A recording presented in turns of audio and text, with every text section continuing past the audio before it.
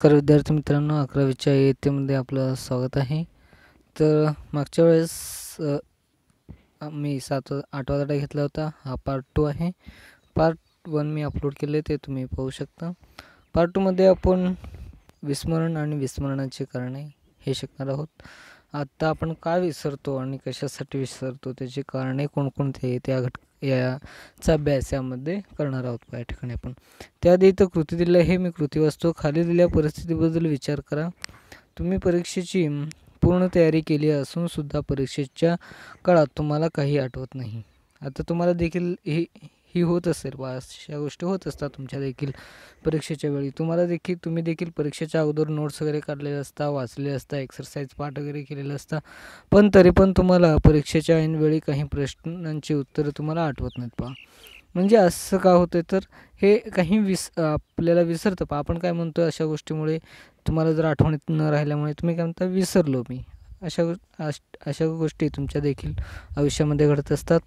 तुम्ही तुमच्या शाळेतल्या मित्राला अचानक खूप दिवसांनी भेटता, पण तुम्हाला त्याचे नाव आठवत नाही. आता तुम्हाला देखील जर पहिलीचा वगैरे मित्र वगैरे भेटला असेल किंवा 5वीचा देखील मित्र वगैरे भेटला असेल, तर कधी तुम्हाला देखील त्याचे नाव आठवत नाही पहा. असे का होते, तर याची माहिती खाली पाहूयात आपण. तुम्हाला तुमच्या आवडत्या गाण्याची चाल ऐकून शब्द आठवत नाहीत. तुम्हाला देखील एखादा म्युझिक वगैरे ऐकू आला, तर आपण तो गाणं तोंडावरच असतो, पण काहीदा ते आठवत नाही पहा.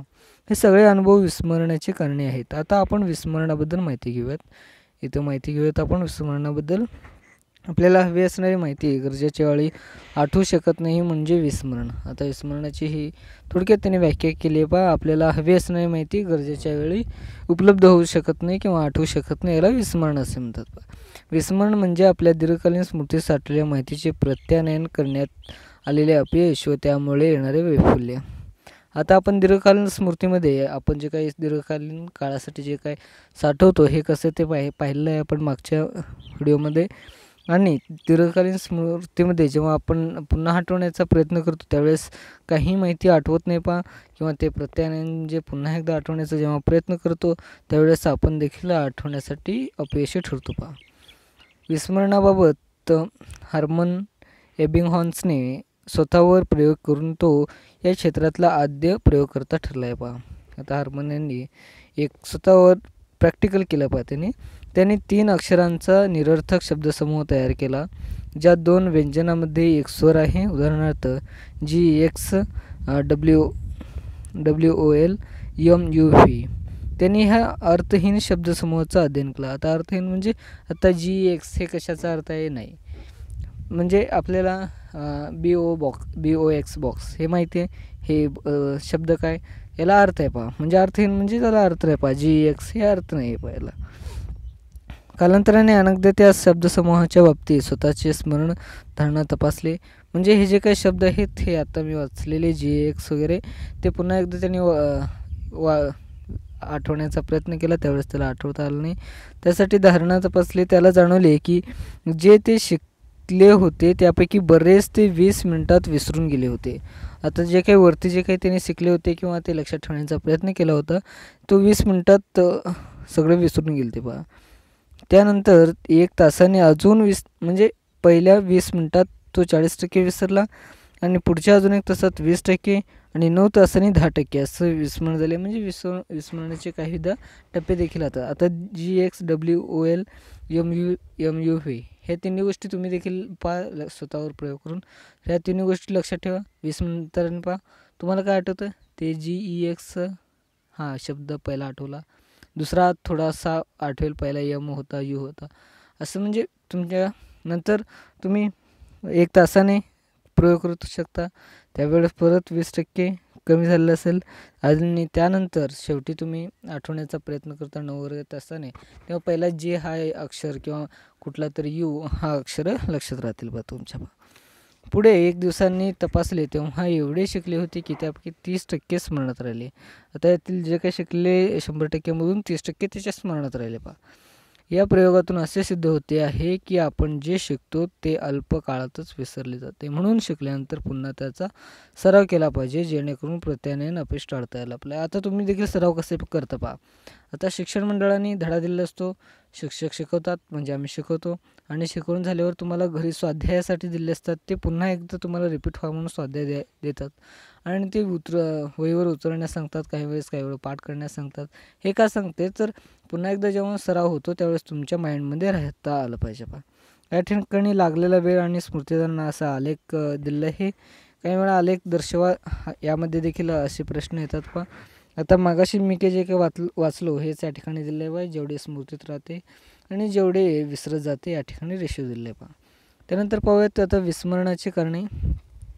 एकदा पुस्तक, आता विस्मरणाच्या कारणीमधील पहिला एक उदाहरण पाहतोय आम्ही. एखादं पुस्तक जर आपण कपाटात ठेवून त्याला 6 महिने अजिबात हात लावला नसेल तर त्या पुस्तकाची काय अवस्था होईल? नक्कीच त्याच्यावर धूळ वगैरे बसलं असेल की थोडेफार बसतात. तुम्ही जर हात फिरवलात तर तुमचे हाताचे हे दिसतील त्याच्यावर निशाणे, त्यावर धूळ लागेल. तसेच आपल्या स्मृतीवरही परिणाम होतो. आता पुस्तकाचं त्यांनी उदाहरण दिलं आहे पहा. आपल्याला आता पुस्तक न वापरल्यामुळे त्यावर धूळ वगैरे चढलं असेल, तसंच आपल्या मेंदूमध्ये आपण माहिती काही वेळा रिपीट करत नाही किंवा जेव्हा आठवू शकत नाही त्यावेळेस आपल्याही धूळ वगैरे निर्माण होत नाही, परंतु त्याला धूळ म्हणण्यापेक्षा आपण विस्मरण म्हणूयात. काही वेळा ते विसरण्याचा प्रयत्न होतो पहा. अध्ययन केल्यानंतर मेंदूमध्ये स्मृतीचे ठसे तयार होतात. आता तेव्हा तुम्ही पुन्हा एकदा अध्ययन करता तेव्हा ठसे तयार होतात. ते कालांतराने न वापरल्यामुळे पुसट होऊन व हळूहळू अस्पष्ट होऊन त्याचा ऱ्हास होतो. आता तुम्ही एखाद्या गोष्ट लक्षात ठेवलात आणि कालांतराने त्याला आठवण्याचा प्रयत्न केलात म्हणजे तो त्या ठिकाणी नसतो पहा. तर दुसरा पाहूयात. कधीकधी चायनीज फिस्पर हा खेळ खेळला आहेत का? मी तर खेळला नाही, ॲक्च्युली तुम्ही खेळला असेल. ह्या खेळात काय घडते, आपण एक जो संदेश पहिल्या व्यक्ती देतो तो शेवटच्या व्यक्तीपर्यंत जसाचा तसा पोचतो का? त्याचे बरेच तपशील बदलतात. हे तुम्ही तुमच्या वर्गात करून पहा. तर तुम्ही हा जो काही खेळ आहे चायनीज फिस्पर हा खेळ तुम्ही खेळला असेल तर तुमच्या वर्गात देखील सादरीकरण करू शकता पहा. त्याचे बरेच तपशील बदलतात. हे तुम्ही तुमच्या वर्गात करून पहा. तुम्ही पाहाल की जो संदेश पहिल्या व्यक्तीकडून दिला जातो आणि तो शेवटच्या व्यक्तीकडून मिळतो त्यात साम्य नसते. असं का होते असेल? कारण आपल्या स्मृतीचे ठसे बदलतात. काही संशोधकांच्या मते आपल्याला स्मृतीचे ठसे कालांतराने नष्ट होत नसून बदलतात, म्हणून आपण विसरतो. त्या बदलाला स्मृतिशेष विरूपण असे म्हणतात. आता काही जे काही बदल असतात ते कालांतराने विसरत नाही, पण त्या बदललेल्या असतात पहा आणि बदलल्या असल्यामुळे त्याला शेष विरूपण असे म्हणतात पहा. आता तिसरा पाहूयात. तुम्हाला अशी परिस्थिती अनुभव आलेला आहे का? समजा तुम्ही काल मानसशास्त्राचा अभ्यास केला होता आणि आज मानसशास्त्र अभ्यास केला. आता जर तुम्ही त्या विषयाची उत्तरे आठवू पाहता तेव्हा कळतं की दोन्हीपैकी एक तुम्ही विसरलात. आता तुम्हाला मागच्या वेळेस जो काही आपण आता विस्मरणाचे काही प्रश्न विचारले तर तुम्ही लवकर सांगू शकणार नाही पहा, कारण ते एखाद्या वेळेला तुम्हाला विसरलेले देखील असतात पहा. आता जर तुम्ही त्या विषयाची उत्तरे आठवू पाहात तेव्हा कळतं की 2पैकी 1 तुम्ही विसरला आहात. काही संशोधकांच्या मते आपल्या विस्मरणाची कारण अव्यक्त आहेत. अव्यक्त म्हणजे व्यक्त न करणारे आहेत. आपण अध्ययन केलेल्या साहित्यावर आधी व नंतर केलेल्या अध्ययनाचा प्रभाव पडतो. आता मानसशास्त्र हा शब्द तुम्हाला लक्षात ठेवायला सांगितलं तर तुम्ही ठेवू शकाल, कारण त्याचं आधी अध्ययन झालेलं आहे. म्हणजे तुम्ही आधी ऐकलेलं आहे, त्याचा अर्थ इत्यादी गोष्टी तुम्हाला माहिती आहेत पहा. जेव्हा परस्पर संबंधित साहित्याचे अध्ययन केले जाते तेव्हा त्याचा परस्परावर प्रभाव पडतो, ज्यामुळे आठवण करताना प्रत्यय निर्माण होतो आणि आपण अध्ययन केलेले साहित्य विसरतो. व्यत्यय 2 प्रकारचे असतात, उत्तरलक्षी आणि निरोधन आणि पूर्वलक्षी निरोधन. आता तुम्हाला यामध्ये काय आले असेल पहा. तुम्ही जेव्हा एखादी गोष्ट तुम्हाला लक्षात ठेवण्यासाठी सांगते त्याचे जे काय आधी अध्ययन केलेलं असतं तुम्ही आता ते आधी केलेलं अध्ययन विसरलं असेल तर हे देखील हळूहळू विसरत जात असते. त्यामुळे त्याचे 2 भाग पडलेले आहेत पहा. आता उत्तरलक्षी निरोधन पाहूयात. उत्तरलक्षी निरोधन हे उत्तरगामी निरोधन आहे. अगोदरच्या पाठीमागच्या नंतरच्या काळाच्या स्मृतीवर प्रतिकूल परिणाम होतो तेव्हा त्याला उत्तरलक्षी निरोधन म्हणतात. आता तुम्हाला लक्षात ठेवायला एक गोष्ट सांगितली आणि त्याच्या संबंधित जे काही आधीची जे काही गोष्ट आहे त्याच्यावर देखील हा परिणाम करताना दिसतो पहा. ह्या आता आधी शिकलेल्या गोष्टीवर अडथळा नवीन शिकलेल्या पाठावर होऊन त्याची अंशतः किंवा पूर्णपणे विस्मरण होते. आणि म्हणजे तुम्ही आधी जे काही शिकले आहे त्याचे विस्मरण होते पहा. आपल्या आधीच्या उदाहरणामध्ये जर आपण मानसशास्त्राच्या प्रभावामुळे आपण समाजशास्त्र विसरलो तर त्याची उत्तरलक्षी निरोधन म्हणता येईल. आता तुम्हाला मानसशास्त्र हे शब्द लक्षात ठेवायला सांगितलं आणि नंतर तुम्हाला समाजशास्त्र हा याचा प्रश्न केला तर तुम्ही त्याचं सांगितला तर ठीक आहे. जर तुम्ही नाही सांगितला तर तो जर विसरला असेल तर त्या ठिकाणी उत्तरलक्षी निरोधन होतं ना. पूर्वलक्षी निरोधन म्हणजे काय ते पाहूयात. नवीन अध्ययनामुळे अगोदर केलेल्या पाठाचे अंशतः किंवा पूर्ण विस्मरण म्हणजे पूर्वलक्षी निरोधन. जेव्हा तुम्ही एखादं नवीन अध्ययन घेत असाल, आता नवीन म्हणजे तुम्हाला एखादं आता नवीन कराटे शिकायचे असेल, पण त्याआधी जे काही तुम्हाला माहिती आहे, आता काय माहिती असेल, कराटेबद्दल थोडीशी माहिती असेल. ओके, त्यानंतर ते कसं खेळतात, दोघांमध्ये खेळतात असं तुम्हाला थोडक्यात माहिती असेल. आता हे जर तुम्ही विसरलात तर त्या ठिकाणी पूर्वलक्षी निरोधन हे असं घडते. पहा, आधी केलेल्या पाठामध्ये जो नवीन केलेला अभ्यास आहे तो अडथळा आणतो व त्यामुळे व्यत्यय निर्माण होतो, म्हणून आधी शिकलेल्या गोष्टी विसरायला होतात. आता काही शिक्षक म्हणतात पहा वर्गामध्ये पुढचं पाठ मागचं सपाट, म्हणजे तुम्हाला देखील 10वीचा एखादा प्रश्न विचारला तर तुम्हाला देखील लवकर आठवत नाही. म्हणजे या ठिकाणी त्या गोष्टीचं देखील विस्मरण होतं, म्हणून आधी शिकलेल्या गोष्टी विसरायला होतात. आधी दिलेल्या उदाहरणात जर मानसशास्त्राच्या प्रभावामुळे आपण मानसशास्त्र विसरतो तर त्याला पूर्वलक्षी विरोधन म्हणता येतं. आता तुम्हाला समजलं असेल, नाहीतर इथं डायग्राममध्ये दिलं हे तुम्ही त्या समजावून घेऊ शकता. पहा, त्यानंतर आहे प्रेरित विस्मरणाकडे जाऊयात. काही व्यक्ती विस्मृती ही प्रेरित असते, म्हणजे व्यक्तीला त्रासदायक किंवा अपायकारक आठवणी व्यक्ती ठरवून आणि अजाणतेपणे विसरून जातो. आता काही जे काही त्रासदायक असतात, पहा, आता एखाद्याचं निधन झालं असेल किंवा एखाद्याचं ॲक्सिडेंट झालेला मृतदेह आपण पाहिला असेल, ते त्रासदायक असतं, त्यामुळे ते विसरून जाणे देखील भाग पडतं. पहा, हे जागृत व्यवस्थापन तंत्र आहे. उदाहरणार्थ, विद्यार्थ्यांनी कोणाकडून नोट्स मागून घेतलेल्या तो परत करायचा विसरतो, पण ही संरक्षण यंत्रणा नाही. आता संरक्षण यंत्रणा इथं कसे काम करते या ठिकाणी करत नाही पाहते. आता प्रेरित विस्मरणाचे 2 घटक पाहूयात, दमन आणि विचार दडपडणे. आता दमनमध्ये सिग्मंड फ्राईड यांचा मनोविश्लेषणाच्या सिद्धांतानुसार आपले वाईट अस्वीकृत विचार आपला बोध मनाचा दडपले जातात आणि ते बोधावस्थेपासून लपवले जातात. पहा, आपल्याला ते संपूर्णपणे विसरल्यासारखे वाटतात. उदाहरणार्थ, एका मुलीला लहानपणी लैंगिक छळवणुकीचा वेदनादायी अनुभव झाला असेल तर ती ते विसरून जाईल, पण पुढे मोठी होऊन कोणाशी प्रेमसंबंध जुळवताना खूप कठीण जाईल. आता या ठिकाणी दमनमध्ये काय लक्षात ठेवायला सांगितले तर एखादी मुलगी आहे, तिला लहानपणी लैंगिक छळ झाला आहे. आता काही मुलीबद्दल हे झालं असेल, पण ती पुन्हा एकदा काय करणार नाही तर प्रेम वगैरे ह्या गोष्टी करणार नाही. पहा, हे उदाहरण तुमच्यासाठीच का दिलं आहे, तुम्ही 6वी 7वी किंवा 8वी 9वी 10वीच्या मुलांना का दिलं नाही हे लक्षात घेण्यासाठी तुम्ही पाहू शकता की हे तुमच्या वयात खूप जास्त होतं. त्यामुळे तुम्हाला हे लक्षात ठेवण्यासाठी किंवा याच्याबद्दल काहीतरी शिकण्यासाठी प्रेम वगैरे हे प्रकरण करू नये, याचे विपरीत परिणाम देखील आढळतात. हे यामध्ये एवढंच सांगायचं आहे, त्यामुळे हे उदाहरण तुम्हाला दिले. पहा, विचार दडपणे म्हणजे आपण आपल्या जीवनातील अस्वीकृत आणि वाईट घटना व अनुभव ठरवून विसरण्याचा प्रयत्न करतो. आता मला सांगितल्याप्रमाणे तुमच्या मित्राचे ब्रेकअप झाले आहे, तुम्ही जर त्याच्याबद्दल काही चर्चा करायला गेलात तर तो लगेच विषय बदलतो.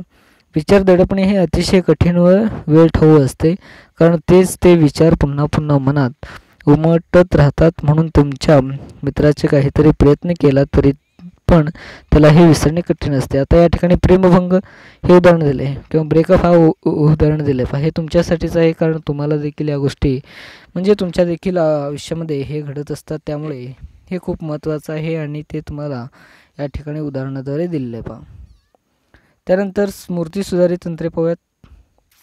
आता विस्मृतीची कारणे पाहिल्यानंतर आता आपण स्मृती कशी सुधारू शकतो, स्मृती म्हणजे आतमध्ये कसे ठेवू शकतो ते पाहूयात. पहिला आहे शब्दसूचक पद्धती. शब्दानुसार देखील आपण स्मृतीमध्ये सुधार करून त्या ठिकाणी ठेवू शकतो. ते पाहूया. ही पद्धती व्याख्या सिद्धांत शिकवताना किंवा विदेशी भाषातले शब्दार्थसकट शिकताना उपयोगी पडते. कोणत्याही 2 वेगळ्या गोष्टी ह्या पद्धतीने जुळवता येतात. पहा, आता शब्दसूचकमध्ये एखादा शब्द सुचवला, त्याचा पूरक असलेला शब्द तुम्हाला लगेच आठवतो. पहा, आता जपानी भाषेतला की म्हणजे झाड हे लक्षात ठेवायला इंग्रजी भाषेतला समान ध्वनीचा शब्द की घेऊन देर इज अ की ऑन द ट्री असे लक्षात ठेवू शकतो. आता की हा शब्द म्हणजे झाड आहे आणि की हा शब्द म्हणजे ध्वनी आहे. पहा, आता की आणि की या दोघांचा जो काही उच्चार आहे, आता तुम्ही इथे पाहतात हे ठीक आहे, पण उच्चाराप्रमाणे हे काहींदा सेम वाटेल, त्यामुळे याचा अर्थ देखील बदलतो. पहा, आता संकेतीकरणाचे वैशिष्ट्य पाहत. संकेतीकरण म्हणजे दर्शवणे. पाहावं, यावर स्मृतीवर व संदर्भाचा कसा परिणाम होऊ शकतो याचा विचार होतो. आता तल्विंग थॉम्सन यांनी 1976 या तत्वानुसार आपण शिकत असताना जी माहिती उपलब्ध असते ती माहिती जर आठवताना समोर असलेली तर आपली स्मृती खूप जास्त चांगली असते. तर संकेतीकरण म्हणजे एखादी गोष्ट आठवताना एखादी गोष्ट आपल्याजवळ समोर असते त्यावेळेस आपल्याला लगेच आठवतं. पाया ठिकाणी. त्यानंतर आहे बिंदुपत पद्धती. या पद्धतीप्रमाणे स्मृती सुधारण्यासाठी एक काल्पनिक पथ नाचा तयार केला जातो. उदाहरणार्थ, घरी जाताना न्यायच्या गोष्टी किंवा गणित सोडवण्याच्या पायऱ्या ही पद्धत वापरून कोणत्याही सामान्य बुद्धिमत्ता असलेला माणूस एखादा काल्पनिक मार्ग निर्माण करू शकतो, ज्यामुळे तो त्याच्याशी संबंधित चित्रे दीर्घकाळ लक्षात ठेवू शकतो. आता बिंदुपथमध्ये काय पहा, एखादी व्यक्ती असेल, तो काल्पनिक असेल, आता त्याची जी काही चेहरा आहे तो त्याच्या संबंधित मिळून मार्ग निर्माण करून त्याच्या संबंधित जे काही चित्र आहे त्याचे जुळवून आपण दीर्घकाळ लक्षात ठेवतो. आता मुलगा तुमचा मित्र असेल, आता तो मित्रासारखा दुसरा एक मित्र असेल, आता दोघांची नावं लक्षात कसं ठेवायचे, तर हा मित्राचं जर आठवला तर त्याच्या देखील मित्राचं नाव लगेच आठवतं पहा काही वेळेस आपल्याला. म्हणजे हे बिंदुपत पद्धतीनुसार तुम्ही त्या ठिकाणी लक्षात ठेवलेलं असतं. आता स्मृती सुधार तंत्रे हा देखील एक त्याची उपपायरी आहे. पहा, ते पाहूयात. हे तंत्रामुळे आपण शब्द, माहिती किंवा संकलन लक्षात ठेवतो. आता मेनेमॉनिक हा एक ग्रीक शब्द आहे, याचा अर्थ आहे च्या स्मृती किंवा स्मृतीच्या संबंधित. आता स्मृती सुधार तंत्रामध्ये प्रथम अक्षर तंत्राचा समावेश होतो. उदाहरणार्थ पाहूयात, तानापिही निपाजा. आता हे काय धनुष्याचे रंग आहेत पहा या ठिकाणी, 7 आहेत. धनुष्याचे रंग असणाऱ्या शब्दांचा समावेश आहे. एखाद्या मित्र किंवा मैत्रिणीचा चेहरा आठवून तिच्या बरोबरच्या भेटीची कल्पना करणे. तुम्हाला मित्र आठवत नसेल ना एखाद्याचं नाव, पण तो कुठे भेटला होता त्याच्या वेळेस काही वेळा प्रतिमा आठवते पहा, म्हणजे त्या ठिकाणी माहितीचे संकलन होत असते आणि ते काही भेटीची वेळ आहे आणि त्याचा जो काही चेहरा आहे हा देखील आपल्याला ध्यानात येताना पाहतो. एखादी मित्र किंवा मैत्रिणीचा चेहरा आठवून त्याच्या बरोबरच्या भेटीचा कल्पना करणे, त्याचाही त्यात समावेश होतो. याचेच दुसरे उदाहरण म्हणजे आपण एकदा केलेली चूक व त्यामुळे मिळालेली शिक्षा ती परत न करणे. याचा स्मृती सुधारित तंत्रामध्ये एखादी गोष्ट आपल्याकडे माहिती साठवलेली असते, आपण एखादी गोष्ट जेव्हा चुकतो ते पुन्हा एकदा करत नाही, कारण त्यावेळेस मिळालेली शिक्षा ही जेव्हा स्मृती तंत्रामध्ये हे साठवली असते, त्यामुळे त्या गोष्टी पुन्हा घडण्यास नकार देतात पहा. आणखी एक पद्धत म्हणजे चुंकिंग खंडीकरण पद्धती. त्यात खूप सारी माहिती जर लक्षात ठेवायची असेल तर त्या मोठ्या माहितीचे छोटे छोटे तुकडे म्हणजे चूक हे करून लक्षात ठेवले जातात. ह्या पद्धतीच्या स्मृतीची क्षमता वाढते. आता काही वेळेस म्हणजे शॉर्टकटमध्ये देखील काही लक्षात ठेवतात. आता काही जण ब्रो म्हणतात पहा. आता ब्रो हा शब्द काय दर्शवतो, तर ब्रदर हा शब्द दर्शवतो. काही वेळा ब्रो देखील म्हणतात. GM म्हणतात काही ठिकाणी. GM म्हणजे गुड मॉर्निंग, हे तुम्हाला माहिती असेल, तुम्ही व्हॉट्सअप वगैरे वापरत असाल त्यामुळे ह्या गोष्टी तुम्हाला शिकण्यास पाहतात. सराव उजळणी. तर स्मृती आपण कशा लक्षात ठेवतो, सराव उजळणी हे खूप महत्त्वाचं आहे. आपण अध्ययन केल्यानंतर जर पुन्हा पुन्हा माहितीचे सराव करत राहिलो तर स्मृती दृढ होते. छोट्या व्याख्या किंवा छोटी माहिती पूर्ण एका वेळेस शिकून पुन्हा पठण करता राहिले तर सहजपणे स्मृती सुधारते. आता सरावांनी उजळणी म्हणजे त्या गोष्टी शिकल्या आणि त्या गोष्टी सराव केल्या म्हणजे आपल्या देखील लक्षात राहतं पहा. जास्त माहिती या पद्धतीने लक्षात ठेवणे कठीण पडते. म्हणजे तुम्ही जास्तच वाचलात तर काही वेळेस त्याचा विरस देखील होतो. तेव्हा जास्त माहितीचे भाग विभाजन करून 2 अध्ययनामध्ये अंतर ठेवून शिकणे चांगले असते. आता तुम्ही एक पुस्तक वाचलात पण त्याच्याबद्दल विचार करा, 1-8 दिवस थांबा. पुस्तक वाचल्यावर 8 किंवा 2-4 वगैरे, आणि त्यानंतर दुसरे पुस्तक घ्या, त्याच्याबद्दल माहिती घ्या, त्याच्याबद्दल माहिती घेऊन पुन्हा एक 4-5 दिवस घ्या, त्याचा आठवण्याचा प्रयत्न करा. आणि तुम्हाला जर परफेक्ट झालं असं वाटत असेल तर पुन्हा एक पुस्तक वाचू शकता. म्हणजे सराव हे करून जरा अंतर ठेवल्यामुळे काही गोष्टी लक्षात राहू शकतात पहा. त्यानंतर हे व्यत्यय किंवा निरोधन कमी करणे. आपण पूर्वलक्षी व उत्तरलक्षी निरोधनबद्दल शिकलो आहेत. याप्रमाणे आपण परस्पर साम्य असलेले 2 विषय लागोपाठ करू नये. म्हणजे एका 2 विषयामध्ये जर साम्य असले तर ते लागोपाठ करू नये का, म्हणजे त्यावेळेस सेम असल्यामुळे काय त्याचा देखील विरस होतो. म्हणजे आपण व्यत्यय टाळू शकतो. म्हणजे व्यत्यय म्हणजे वाईट गोष्टी त्या ठिकाणी टाळू शकतो पहा. त्यानंतर आहे या ठिकाणी पॉवर मेथड पहा. पॉवर मेथडमध्ये POWR यांचे वर्गीकरण केले आहे आणि त्याचा हे मेथड खूप महत्त्वाचं आहे बा. काही वेळेस याचं देखील पॉवर मेथड तुम्हाला प्रश्नामध्ये येईल पहा. आता P म्हणजे प्रिपेअर म्हणजे तयार करणे. आता अभ्यास सुरुवात करायच्या आधी आपले ध्येय निश्चित करून त्याप्रमाणे तयारी करा. जसे आपण एखाद्या विषय हे का शिकत आहोत त्याची कारणे समजून घ्या. आता तुम्ही या विषय काय शिकत आहात, हा विषय का शिकत आहात याबद्दल तुम्हाला माहिती असेल. तुम्हाला देखील अभ्यास करायचा असेल, मानसशास्त्राचा आवड असेल, काही वेळा मानसशास्त्र हा चांगला वाटतो किंवा नवीन विषय त्यामुळे देखील तुम्हाला आवडत असेल. पण याची तयारी अभ्यास म्हणजे खूप मोठं पुस्तक आहे, काय लक्षात राहत नाही असं वगैरे काय करायचं नाही. यामध्ये सांगितलेल्या गोष्टी हे आपण जर करत गेलो, चांगल्या पद्धतीने वागत गेलो आणि तसंच त्या गोष्टीला काय म्हणतात तेवढं लक्षात ठेवलं तरी खूप चांगलं आहे पहा. त्यानंतर आहे आयोजन आणि ओरिजिनाइज. कुठलीही माहिती वाचत असताना ती आपण सुनियोजित केली पाहिजे व ती माहिती अभ्यासण्यासाठी लागणारा वेळ सुनिश्चित केली पाहिजे. या ठिकाणी आयोजन हे खूप महत्त्वाचं आहे. जर ती माहिती सोपी आणि अपरिचित असेल तर कमी वेळात आपण त्याचे अध्ययन करू शकतो. पण जर माहिती अपरिचित, तांत्रिक किंवा क्लिष्ट असेल तर आपल्याला त्यासाठी जास्त वेळ घ्यावा लागेल. आता आयोजन हे खूप महत्त्वाचं आहे. काही वेळा माहिती सोपी असते त्यामुळे आपल्याला लक्षात ठेवणे सोपे जाते. काही वेळा अवघड जास्त शब्द वगैरे असतात त्यामुळे ती माहिती आणि काही शब्द लक्षात राहत नाही, काही शब्द वाचता देखील येत नाही. तर अशा गोष्टी लक्षात ठेवणे आणि त्याचा अर्थ देखील समजत नसतो पहा. काही ठिकाणी अध्ययन करू शकतो पण जर माहिती अपरिचित, तांत्रिक किंवा क्लिष्ट असेल तर आपल्याला त्यासाठी जास्त वेळ द्यायला लागतो. म्हणून आपण उत्साही असताना कठीण व तांत्रिक गोष्टीचा अभ्यास करावा आणि आपण जेव्हा दमलो असतो तेव्हा आपल्या आवडीच्या विषयाचा अभ्यास करावा. हे जे काही शेवटचं लाईन आहे ते तुमच्या आयुष्याला लागू पडेल बा, म्हणजे तुमच्या अभ्यास पद्धतीला लागू पडेल. तुम्ही जेव्हा कंटाळले असताना तेव्हा सोप्याचा अभ्यास करा. पण तुम्ही जेव्हा प्रेशर असतात म्हणजे अभ्यास करायची तुम्हाला आवड असते त्यावेळेस तुम्ही जो काही जरा कठीण असलेला भाग तुम्ही अभ्यासू शकता. त्यानंतर आहे कार्य आणि वर्क.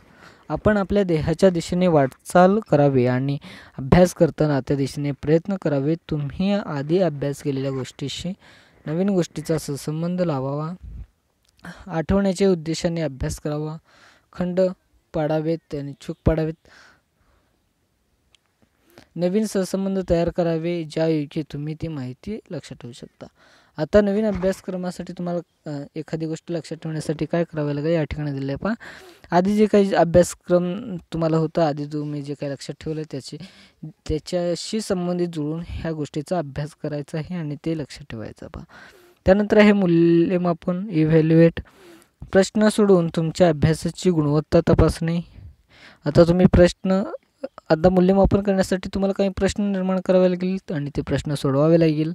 आता तुम्हाला प्रश्न कसं निर्माण करावे लागेल, आता तुम्ही पुस्तक बंद करा आणि तुम्हाला पॉवर मेथड हा विचारा आणि पॉवर मेथडमध्ये तयार करणे, नियोजन करणे, कार्य करणे, मूल्यमापन करणे आणि पुनर्विचार करणे ह्या गोष्टी तुम्हाला आठवता आल्या पाहिजे पहा. आणि हे जे काही या ठिकाणी सविस्तर आपल्या या ठिकाणी खूप चांगल्या पद्धतीने माहिती सांगितली असते तशीच लिहायला पाहिजे असं काही नाही.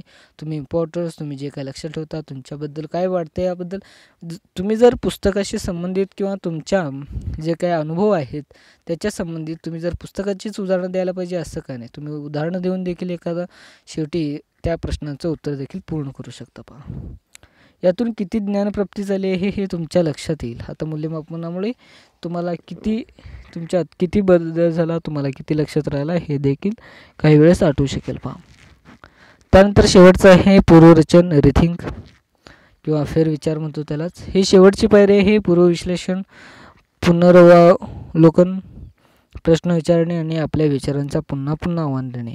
आता पुन्हा पुन्हा आव्हान देणे हे खूप महत्त्वाचं आहे, कारण पुन्हा विचारल्यावर लक्षात राहतं. हे आपण स्मृती सुधारित तंत्रामध्ये पाहिलं आहे.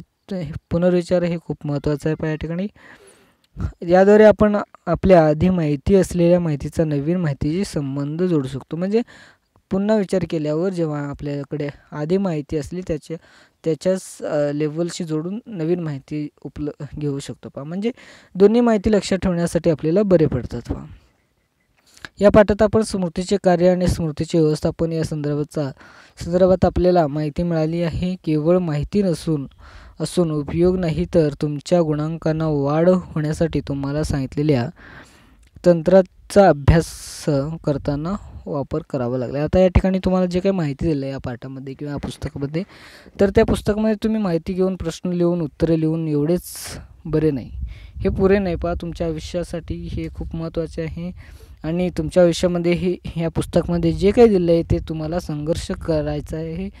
ते संघर्ष करत असताना हा पुस्तक खूप महत्त्वाचं आहे. पुस्तकामध्ये काय असतं, पुस्तक शिकल्यावर काय सगळं प्रॉब्लेम सॉल्व्ह होतात असं काही प्रश्न वगैरे पडतात तुम्हाला, तसं नाही. परंतु तुम्ही ज्यावेळेस अभ्यास करता त्यावेळेस तुम्हाला देखील कळून चुकतं की काय बरे आहे, काय चांगलं आहे, काय वाईट आहे, काय घडत असतं आयुष्यात, आपण कुठे आहोत हे या पुस्तकामधून देखील कळतं. पहा आता मला वाटतं हे मानसशास्त्रामधूनच तुम्ही खूप चांगल्या पद्धतीने माहिती मिळू शकता. मानसशास्त्र हा तुमचा बेसिक आहे.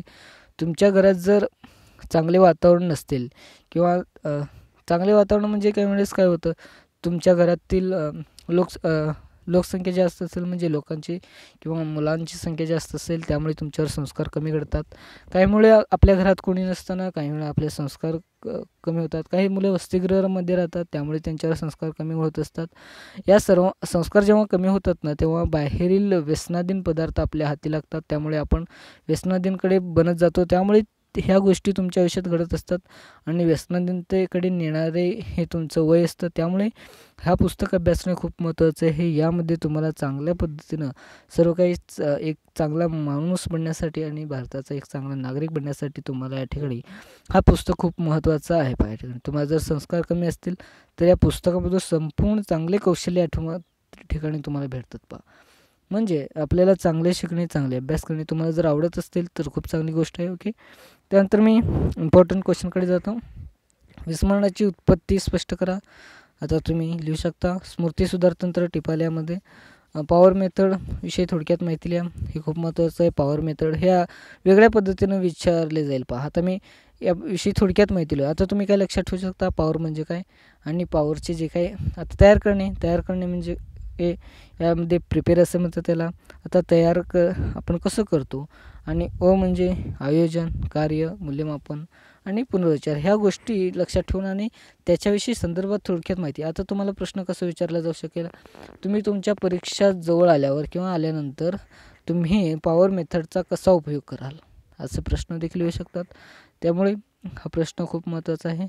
त्यानंतर मी इथंच थांबतो. जय हिंद, जय भारत. तुम्ही पाहत राहा न्यू टीच SMS. Okay, thank you.